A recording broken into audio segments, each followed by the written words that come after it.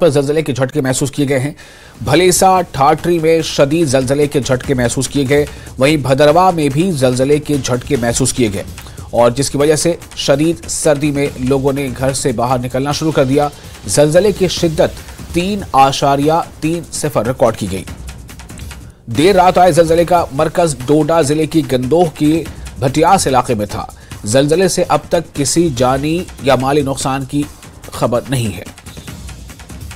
एक बार फिर आपको बता दें कि जम्मू कश्मीर के मुख्तलिफ मकामात पर जलजले के झटके महसूस किए गए।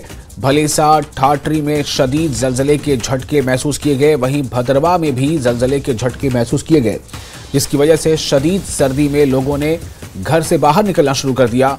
खुद को महफूज रखने के लिए लोग घरों से बाहर निकलने लगे और जलजले की शिद्दत 3.30 रिकॉर्ड की गई। देर रात आए जलजले का मरकज डोडा जिले के गंदोह के भटियास इलाके में था। जलजले से अब तक किसी जानी या माली नुकसान की कोई इतला नहीं है।